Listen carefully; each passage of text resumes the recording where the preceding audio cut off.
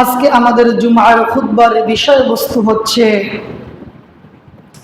বাউল তথা লালন ফকিরদের ধর্ম নিয়ে। ইনশাআল্লাহ আমরা এই সংক্ষিপ্ত সময়ের মধ্যে কিছু তথ্যবহুল আলোচনা আপনাদের সামনে তুলে ধরার চেষ্টা করব। আলোচনার শুরুতেই মহাগ্রন্থ আল কোরআন থেকে একটি আয়াত আপনাদেরকে শোনাতে চাই। আল্লাহ সুবহানাহু ওয়া তাআলা বলেছেন, কুল জাআল হাক্কু ওয়া যাহাকাল বাতিল ইন্নাল বাতিলা কানা যাহুকা। সত্য যখন এসে যায় মিথ্যা বিলুপ্ত হয়ে যায়, এবং মিথ্যা তো আসে বিলুপ্ত হওয়ার জন্যই। প্রিয় ভাইরা আমার, আমরা গত জুমাতে আলোচনা করেছিলাম শিয়াদেরকে নিয়ে। আজকে আমরা কথা বলবো বাউলদের ধর্ম নিয়ে, যে মূলত বাউলরা তারা মুসলিম নাকি অমুসলিম। যেহেতু তারা মুসলিমদের ভেষ ধরে সাধারণ আফাম মুসলিমদেরকে তারা ধোঁকা দিয়ে থাকে, সেজন্য এই বিষয়টাকেই আমরা সিলেক্ট করেছি এবং ধারাবাহিকভাবে মুসলিম নাম দিয়ে আমাদেরকে যারা ধোঁকা দিচ্ছে, সেই সমস্ত ধোঁকাবাজ বাতিল ফিরকার আকীদা সম্পর্কে এবং বাতিল ফিরকা দল সম্পর্কে ইনশাআল্লাহ আমরা আলোচনা করব।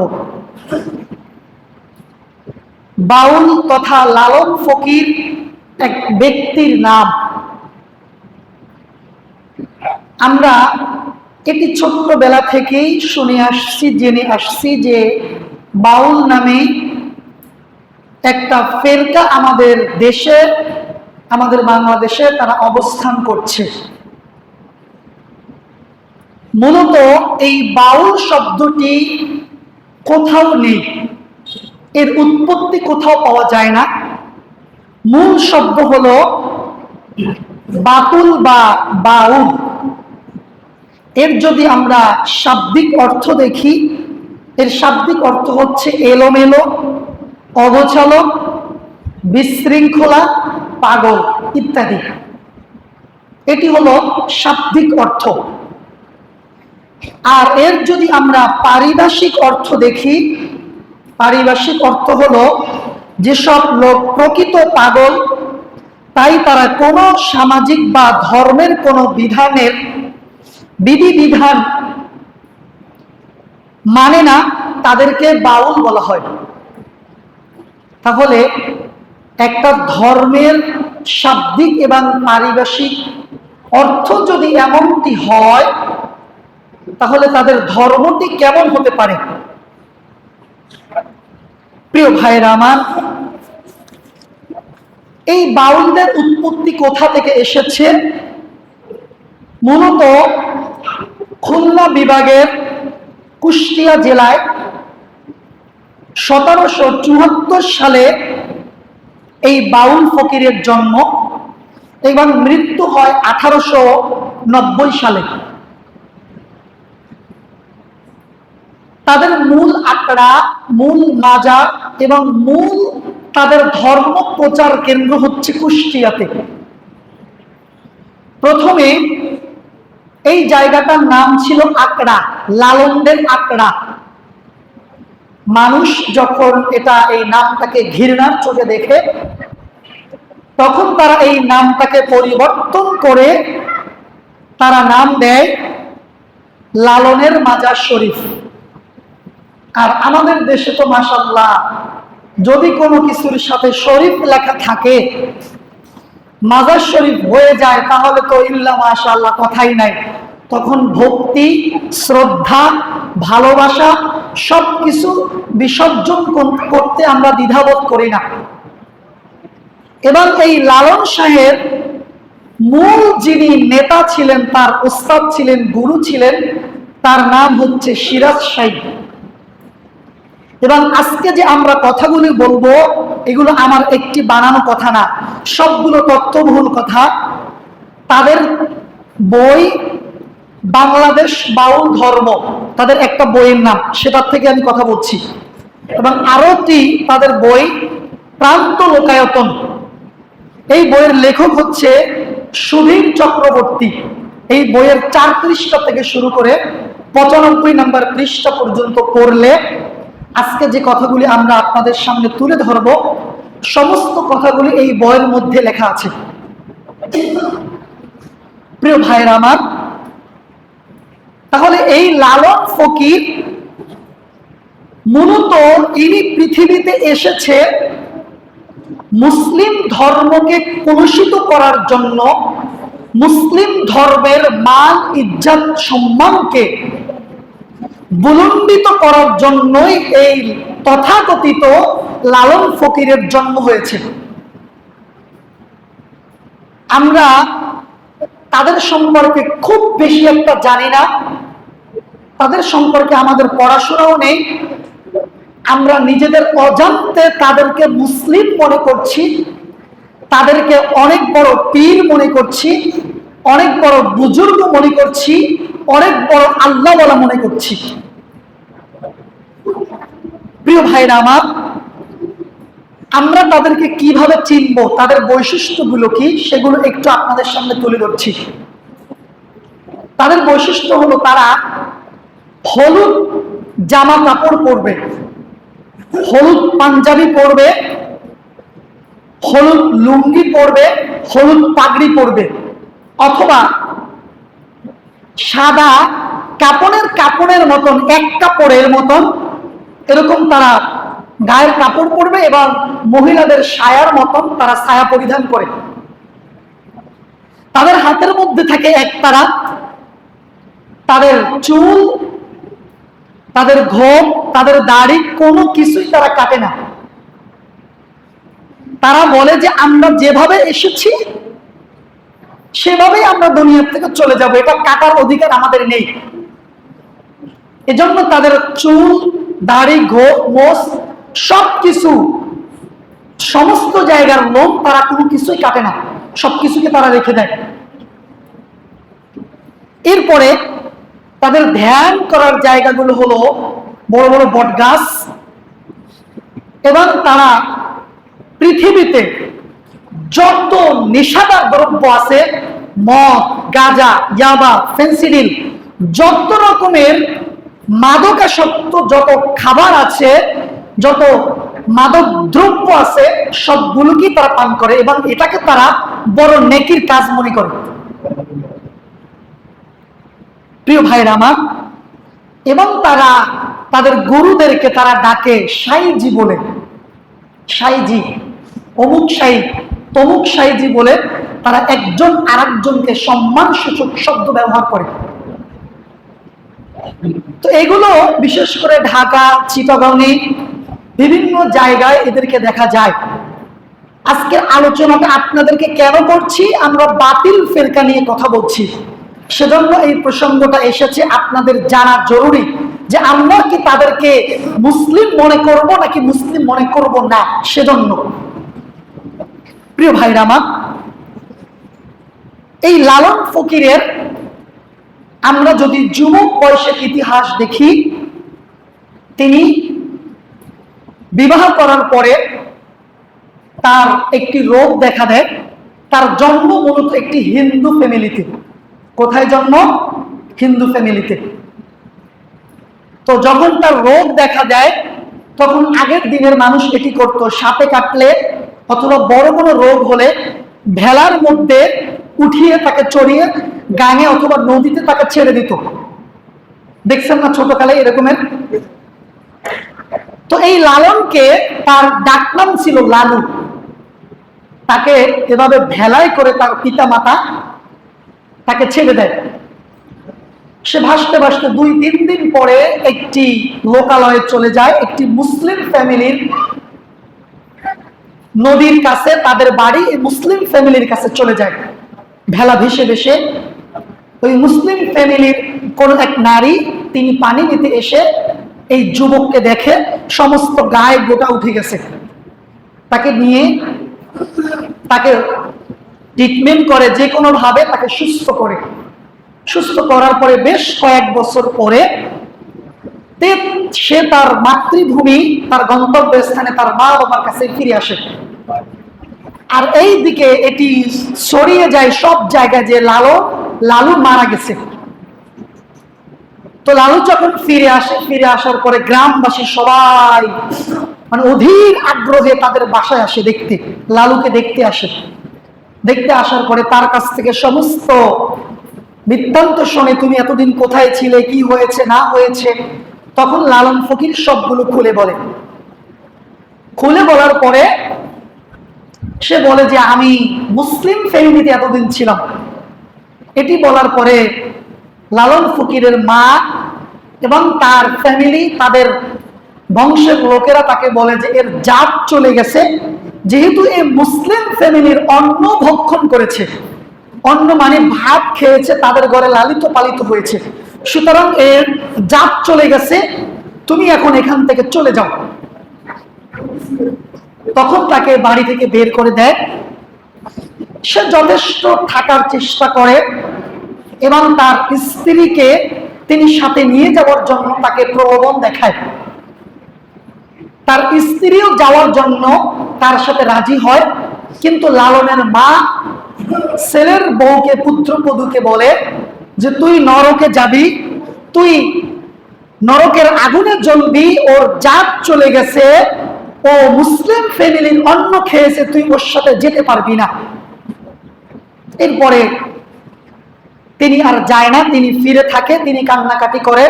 তখন লালন ক্ষুধার্ত, খাবার চায়। তখন তাকে খাবারও দেয় না। একটি বট গাছের নিচে বসে, তখন কোনো বরফ, কলা গাছের বরফ অথবা কোনো একটা কিছুতে তাকে খাবার দেয় দূর থেকে। এবং তার মা বলে যেন ওর গায়ে যেন টাচ না লাগে। তার ছেলের বউকে বলছে, স্বামীকে খাবার দিচ্ছে আর শাশুড়ি বলছে যে ওর গায়ে যেন টাচ না লাগে, কারণ টাচ লাগলে জাত চলে যাবে। দেখবেন আমরা মুসলিমরা তো বোকা। আপনি একটা হিন্দু ফ্যামিলিতে আপনি বসবেন তাদের উঠানে অথবা তাদের বারান্দায়, এটা তারা পছন্দ করেন এবং ওই জায়গাটা তারা বিভিন্ন পানি দিয়ে তারা পবিত্রতা অর্জন করায়। মুসলিমরা এখানে বসছে, যদিও এখন মানে আফটুকের হিন্দু তারা হয়তো কিছু মনে করে না, কিন্তু আগের দিনের হিন্দুরা এটাকে খুব কঠোরভাবে তারা দেখত।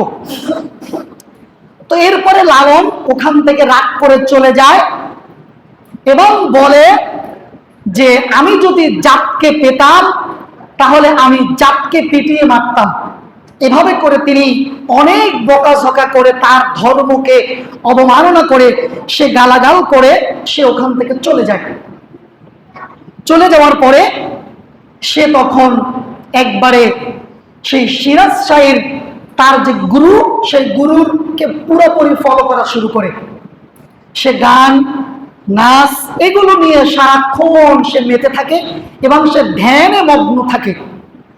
একটা পর্যায়ে যখন তার অনুসারী মোটামুটি কুষ্টিয়াতে এবং তার আশেপাশে বিভিন্ন জায়গায় এবং বন জঙ্গল এলাকায়, নদীবহুল এলাকায় তার বসবাস, মোটামুটি তার কিছু অনেক অনুসারী হয়ে গিয়েছে।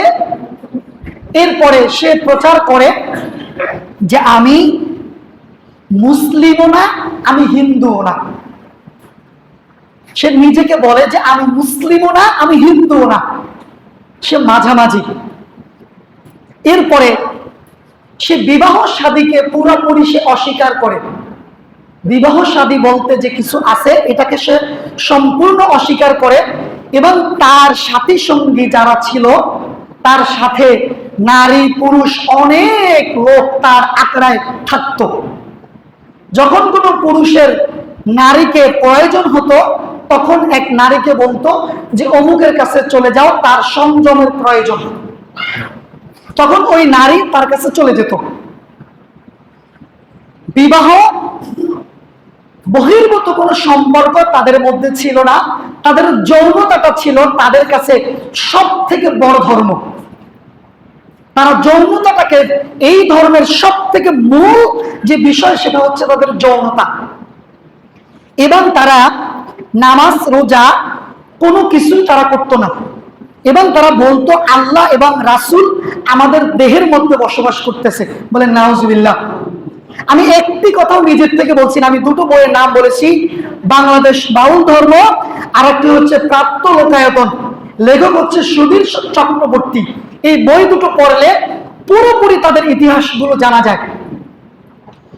তো এবং তারা বলতো যে আমরা মারা গেলে আমাদের কোনো জানাজা দিবা না, আমাদের জানাজা আমরা নিজেরাই করেছি। দেখেন না এখন বিভিন্ন সময় ফেসবুকে ইউটিউবে দেখা যায় ওই লালনদের অনুসারীরা, বাউলদের অনুসারীরা, আমার জানাজা আমি অনেক আগে পড়ে ফেলেছি, মোল্লা মৌলবী দিয়ে জানাজা পড়ার দরকার নাই। অথচ এই বাউলদেরকে, এই লালন ফকিরদেরকে আমরা অনেক কিছু মনে করি এবং তাদের কথা শোনার জন্য আমরা অধীর আগ্রহে, বিশেষ করে মুরব্বীরা তারা অপেক্ষমান থাকে, যারা অনেক জ্ঞানী, অনেক কিছু জানে। প্রিয় ভাইরা আমার, এবং তারা জিকির করে, যখন তারা জিকির করে তাদের জিকিরের মধ্যে তাদের মূল যে বিষয় সেটা হচ্ছে নারী থাকতে হবে। এবং এই জিকির হবে রাতের বেলা, দিনের বেলা জিকির হবে না, জিকির হবে রাতের বেলা, বাতি অফ করে, আলো অফ করে তাদের এই জিকির গুলো তারা করে থাকে। এবং তাদের গান যেগুলো, লালন ফকির তিনি অসংখ্য গান তিনি বেঁধেছেন, তবে তার মেধা ছিল, এটা মানতে হবে, প্রচুর মেধাবী ছিল, প্রচুর। এবং তার গান বাঁধার এবং শব্দ চয়নগুলো অনেক প্রখর এবং অনেক ভয়ানক ছিল তাদের গান বাঁধাগুলো, যার জন্য এখন পর্যন্ত লালনদের গান এখন পর্যন্ত বিটিভিতে বিভিন্ন চ্যানেলগুলোতে এখনো প্রচার করে এবং তাদের বই হিসাবে গান বেরিয়েছে। মানুষ সেটা, যেমন কবি নজরুলের গানকে যেভাবে মানুষ গায়, তারপরে রবীন্দ্রনাথ সঙ্গীত যেমন গায়, লালনদের সঙ্গীত পর্যন্ত মানুষ এখন পর্যন্ত রিসার্চ করে। আমি তাদের কয়েকটি গানের দু একটি কলি স্বাভাবিক ভাষা আপনাদেরকে শোনাবো, যে আসলে তাদের গানগুলোর মধ্যে কতটা শিরকি, কতটা ইসলাম বিরোধী কথা তাদের মধ্যে রয়েছে। যেমন, আকাশটা কাঁপছিল কেন, বাতাসটা নাচছিল কেন, জমিনটা নাচছিল কেন, বরফের ঘামছিল কেন, সেই দিন গান গেয়েছিল লালন শাহ যেই দিন। তারা বলে যে কোনো একদিন আকাশটা কেঁপেছিল এবং জমিনটা নেচেছিল এবং বরফের আব্দুল কাদের তিনি ঘেমেছিল। কোন দিন? যেই দিন লালন শাহ গান গেয়েছিল। বেটা, তুমি কি এমন লাট বাহাদুর হয়েছ যে তুমি যখন গান গেয়েছ তখন আকাশ কাঁপছে, জমিন কাঁপছে? এটা কি কখনো সম্ভব? অথচ এটা তারা বিশ্বাস করে যে যেই দিন তার লালন শাহ গান গেয়েছে সেই দিন বরফের আব্দুল কাদের তিনি ঘেমেছিল এবং আকাশ কেঁপেছিল এবং জমিনও কেঁপেছিল। এরপরে তারা বলে আল্লাহর নবীজির গান, বীর আউলিয়ার শান, যে মোল্লা মৌলবী বলে হারাম সে তো জ্ঞানহীন। মানে আমাদেরকে উদ্দেশ্য করে বলছে যে আমরা যারা গানকে হারাম বলি, আমাদেরকে বলছে যে যেই মোল্লা মৌলবীর দল বলে গান হারাম তারা হচ্ছে জ্ঞানহীন, না বুঝে ভেদ বিধান হারাম তোমরা বলছো কেন, যে গান শোনে নবী ইয়াসিন। তারা বলে যে রাসূলুল্লাহ সাল্লাল্লাহু আলাইহি ওয়াসাল্লাম তিনি নাকি গান শুনেছিলেন। বলেন নাউজুবিল্লাহ। তারা নিজেরা তো ইসলাম থেকে বেরিয়ে যাচ্ছে, পাশাপাশি কোরআন এবং হাদিসকে, স্বয়ং রাসূলুল্লাহ সাল্লাল্লাহু আলাইহি ওয়াসাল্লামকে পর্যন্ত তারা অবমাননা করছে। এরপরে তাদের যৌনতা গান যদি আপনারা শুনেন, তাদের গান হলো, তুমি দিন থাকিতে দিনের সাধন কেন করলে না, সময় থাকতে সাধন হবে না। দিন থাকিতে দিনের সাধন কেন করলে না, মানে তুমি যৌবন থাকতে তুমি যৌবনের কাজ কেন করলে না, এবং সময় গেলে সাধন আর হবে না। তোমার যৌবন যদি ফুরিয়ে যায় তাহলে আর সাধন হবে না। আমি আর ব্যাখ্যার দিকে নাই বা গেলাম। প্রিয় ভাইরা আমার, তাদের প্রতিটা গান নারী এবং পুরুষকে যৌনতার সুশ্রী তারা দেয়। 1986 সালে কুষ্টিয়া ইউনিভার্সিটির যিনি অধ্যাপক ছিলেন, তিনি ওখানে যিনি প্রফেসর ছিলেন তাকে দায়িত্ব দেওয়া হয় যে এই লালনদের আঁকড়া আপনি একটু দেখাশোনা করবেন। তখন তিনি ওই অধ্যাপক ওই আঁকড়া দেখাশোনা করার জন্য, মাজার দেখাশোনা করার জন্য কোরআন খানির, কুল খানির ব্যবস্থা করে, বিভিন্ন সময় ওয়াজ মাহফিলের ব্যবস্থা করে। এভাবে যখন ৩-৪ মাস চলছে, চলার পরে ওই লালনদের আঁকড়ার লোকেরা তারা গিয়ে জেলা প্রশাসকের কাছে লিখিত এবং মৌখিকভাবে তারা দরখাস্ত করেছে, তারা নালিশ করেছে জেলা প্রশাসকের কাছে যে এই আঁকড়া হলো আমাদের মক্কা মদিনার থেকেও বেশি দামি। বলেন নাউজুবিল্লাহ।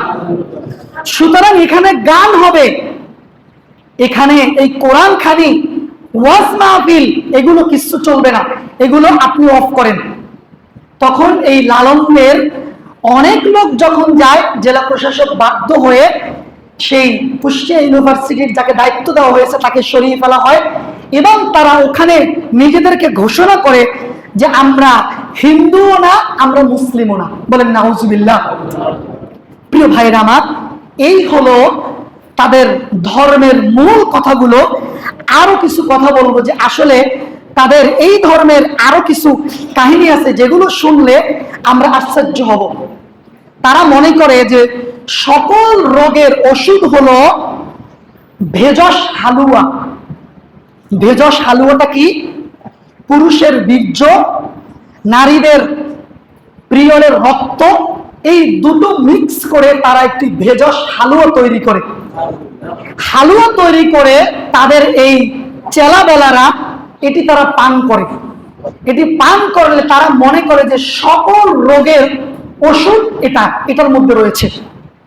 অসুস্থতা হলে এটি তারা পান করে এবং তাদের শব্দগুলো হলো সিদ্ধি, তারপর হচ্ছে সাধন, কাম, রস, এরকম মানে যত বিচ্ছিন্ন যত শব্দ আছে এই শব্দগুলো তাদের কাছে পাবেন।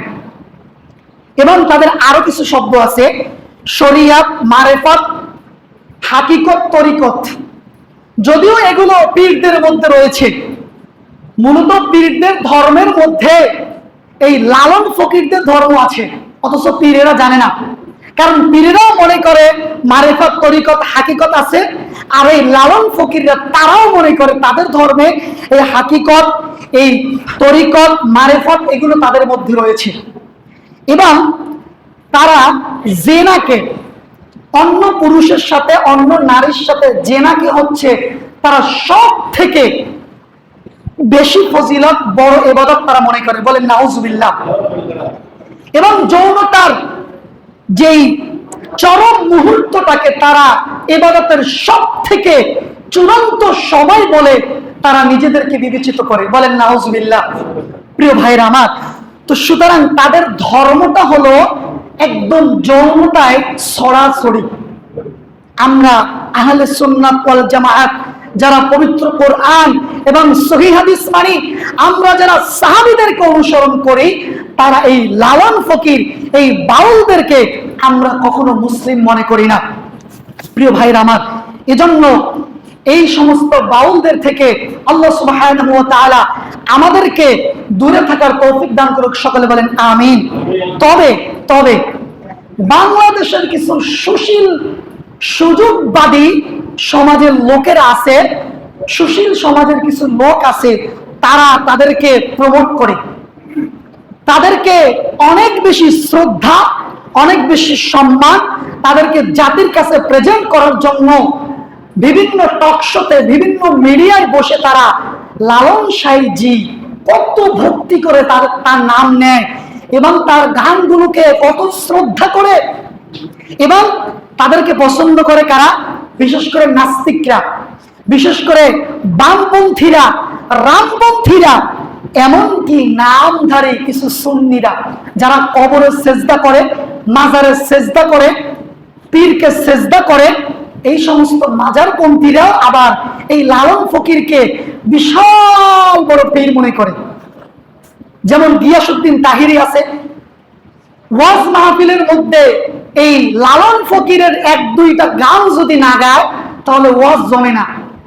আরো একজন আছে সুজন শাহ, সে বলে যে লালন শাহ মুসলমানও না হিন্দু না, সে বলেছে ঠিক, কিন্তু যেহেতু সে বায়াত করেছে সুতরাং সে জান্নাতি। বলেন নাউজুবিল্লাহ।